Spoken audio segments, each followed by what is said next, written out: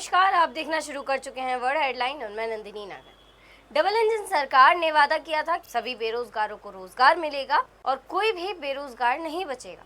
लेकिन इसी बीच हमारे देश के कुछ बेरोजगारों ने एक गाना बनाया है जिसकी वीडियो वायरल हुई है और वो गाना बीजेपी के ऊपर है। आइए सुनते हैं इस गाने को और समझते हैं कि बेरोजगारों का इशारा किस तरफ है।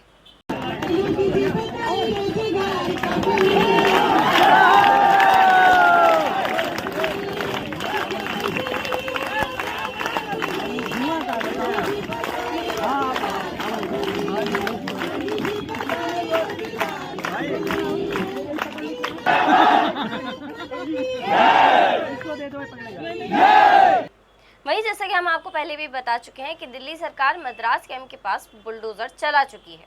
वहां रह रहे गरीबों की छत उजाड़ चुकी है, उनकी छोटी छोटी झुग्गी झोपड़ियां नष्ट कर चुकी है। उसके बाद वजीपुरा में भी दिल्ली सरकार का बुलडोजर चल चुका है। लेकिन वहाँ के लोगों की वीडियोज़ अब निकल के सामने आ रही हैं जिसमें वो किस तरह से दुखी हैं, किस तरह से परेशान हैं और अपनी तकलीफ़ों को बता रहे हैं। उनके आँखों के ज़रिए, उनकी आँखों के आंसुओं के ज़रिए उनकी तकलीफ़ें सामने आ रही हैं। लेकिन ये पत्थर दिल सरकार, ये जुमलेबाज सरकार एक बार भी गरीबों की ना सोच के अपने बड़े बड़े डायलॉग मारने में लगी हुई है। इसी बीच दिल्ली के सीएम रेखा गुप्ता जी, जैसा कि आपको पता है कि दिल्ली में बीजेपी की नवनिर्वाचित सरकार को बने 100 दिन पूरे हो गए, जिसके उपलक्ष्य में दिल्ली की सीएम रेखा गुप्ता पहले हरिद्वार हर की पौड़ी गंगा स्नान के लिए गई। उसके बाद बद्रीनाथ बाबा के दर्शन करने गई और वहां से उनका एक वीडियो सामने आता है जिसमें वो कहती हैं कि उन्होंने बद्री बाबा से, उन्होंने भोलेनाथ से ये प्रार्थना की है, भगवान से ही उनकी यही प्रार्थना है कि जल्द से जल्द हमारा देश विकसित हो, दिल्ली विकसित हो और दिल्ली की जनता को किसी भी परेशानी का सामना ना करना पड़े। लेकिन उन्होंने एक बार भी उन लोगों का जिक्र नहीं करा, उन गरीबों का जिक्र नहीं करा, उनकी जनता की छोटी छोटी झुग्गी झोपड़ियों पर जैसे तैसे करके वो लोग अपना गुजारा करते हैं, उन पर बुलडोजर चला दिया है। वहाँ दिल्ली की सीएम रेखा गुप्ता जी बड़े बड़े भाषण दे रही हैं और कह रही हैं कि ये है कि उनकी कामना ये है कि जल्द से जल्द हमारा देश विकसित हो।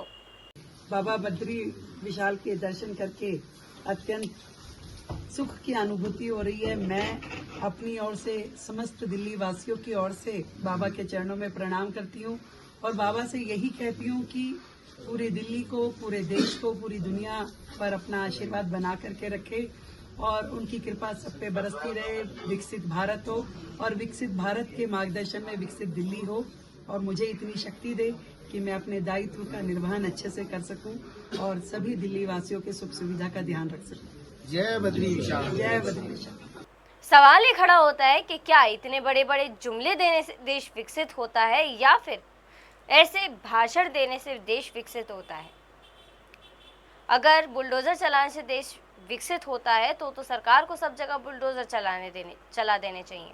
और विकसित भारत की बात आई है तो इसी बीच हम आपको एक और वीडियो दिखाना चाहते हैं जो कि कर्नाटक से सामने आया है, जिसमें कर्नाटक का एक किसान प्याज का सही दाम ना मिलने पर सारे प्याज हाईवे पर फैला देता है और विरोध प्रदर्शन में उन ही प्याजों पर हाईवे पर लेटकर अपना प्रदर्शन दिखाता है, अपना विरोध प्रदर्शन जताता है, क्योंकि उसको उम्मीद थी कि एक किसान को अपने प्याजों के दाम 800 से 1000 रुपए कुंटल के मिलेंगे। लेकिन ना 800 मिले, ना 1000 मिले, ना 800 मिले, ना 600 मिले, ना 500 मिले, केवल और केवल 200 रुपए कुंटल में उनके प्याज दिए जा रहे हैं।